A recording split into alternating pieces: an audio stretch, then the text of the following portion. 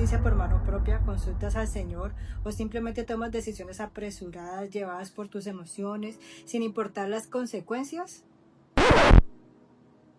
Seguimos con nuestra lectura bíblica en el primer libro de Samuel, en el capítulo 26, del verso 1 al 25, donde podemos ver que los cifeos le revelan a Saúl el lugar donde David se escondía de él. Saúl inmediatamente tomó 3,000 hombres para ir a buscar a David. David fue al lugar donde Saúl acampaba y mientras éste y su ejército dormía, David y Abisai se llevaron su lanza y el agua de Saúl, como muestra de que ellos habían tenido la oportunidad de matarlo y no lo habían hecho. Al otro día le mostró David al rey Saúl y a todo su ejército lo que se había llevado al campamento, lo que hizo que Saúl viera su necedad al perseguir a David y desistiera al ver que David le había perdonado la vida. Dice la palabra que David se fue por su camino y Saúl regresó a su palacio. De esta porción de la palabra nosotros podemos aprender que, primero, no debemos pagar mal por mal. Aunque Saúl intentó asesinar a David, este tuvo la oportunidad de matarlo y no lo hizo. ¿Has querido alguna vez pagar a tu cónyuge también con infidelidad o aún con indiferencia y orgullo? Si mi esposo es odioso, entonces yo también lo soy. Si él no me escribe, entonces yo tampoco, porque él no lo hizo. Sabemos que es Dios quien dirige nuestra vida y toda decisión que nosotros tengamos que tomar debemos llevarlo primero a su altar, porque nuestras actitudes definen la obra de Dios en nuestro corazón.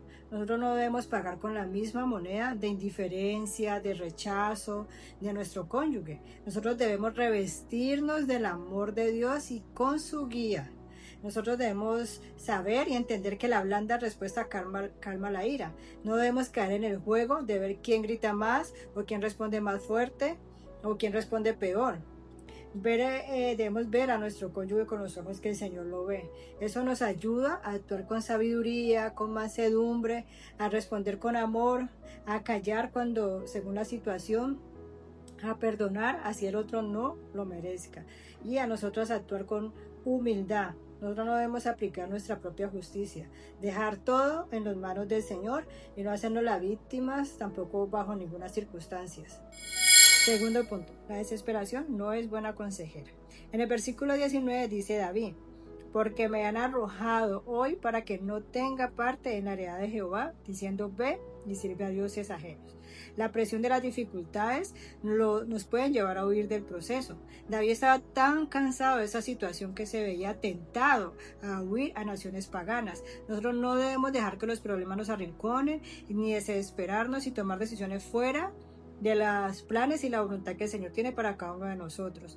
Nosotros debemos descansar en la bondad de Dios y encomendar a Él nuestro camino para no dejarnos llevar de las emociones desbordadas, de esas emociones sin control, que al final terminan abortando el propósito de Dios para nuestra vida.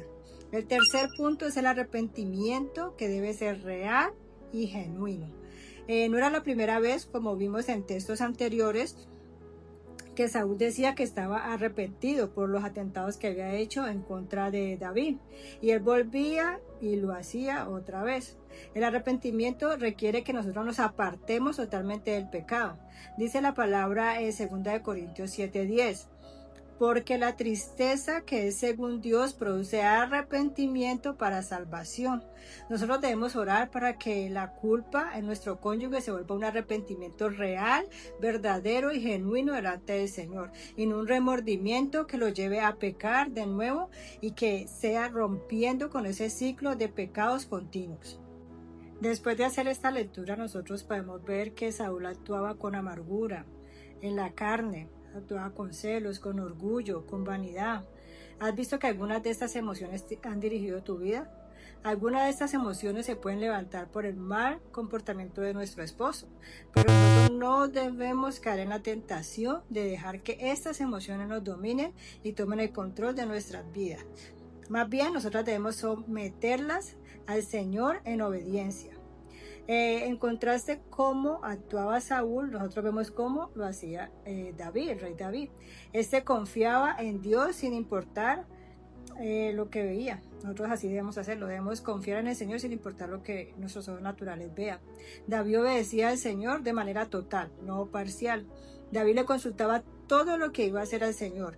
Nosotros debemos dejar que Dios sea quien guíe cada uno de nuestros pasos. Vemos cómo David también actuaba con respeto, perdonaba las ofensas y era súper valiente. Nosotros no debemos dejar ni que el temor se apodere de nosotras, ni que el temor retrase el propósito que Dios tiene para nuestra vida. Debemos actuar con valentía y rendir todas estas emociones sin control al Señor. Vemos que David es un gran ejemplo de valentía, fortaleza y obediencia total. Entonces espero que esta palabra haya sido de edificación para cada uno de ustedes y que como todas las demás palabras la pongamos por obra. Bendiciones a todos.